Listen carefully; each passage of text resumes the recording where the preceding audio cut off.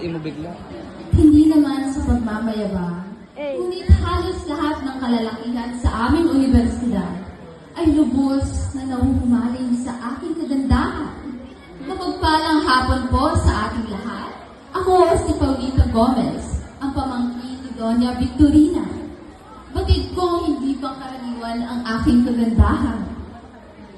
Napakaganda, mayaman, matalino, at kabigha-bighani. Busog man ako sa pisikal na karangyaan, ay alam kong may kulang pa rin sa akin.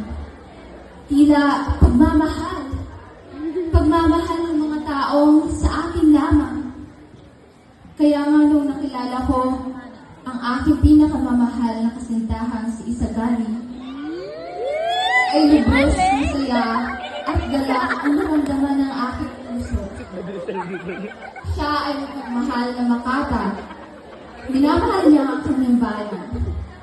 Nais na lamang mamuhay ng simple. Mahal namin ang isa't isa.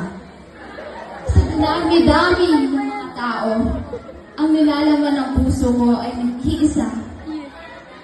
Si Isagani lamang, wala nang iba. Nakakalungkot man, pero kailangan ko munang pumili ng taong kaya akong buhayin.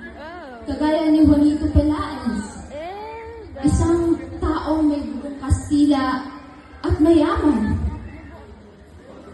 Kailangan ko pumili. Sino sa kanilang dalawa? Si Isagani na aking pinatangi o Juanito Pelaez at ang kanyang salapi? At sa huli, batid kong alam niyo kung sino ang aking pinili. Isa lamang ang aking masasabi. Isa akong babaeng kailangan gamitin ng aking isipan.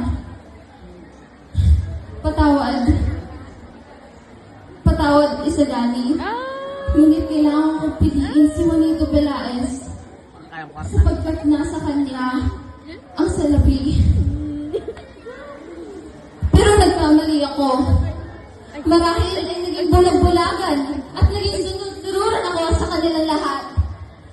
Minsan ay papaisip na lamang ako kung tunay nga bang masaya ako sa buhay ko ngayon. Dapat ba akong bumalik sa nakaraan? Ano ang aking gagawin? Dapat kong malaman ang aking gagawin. Hindi ko alam. Kailangan kong piliin ang aking sarili at hanapin ang aking sarili. Kailangan ko pang manatili kay Juanito Pelaez o umalis na sa bayan ito ng puno-puno ng kahabag-habag at pangyayari. Maraming salamat.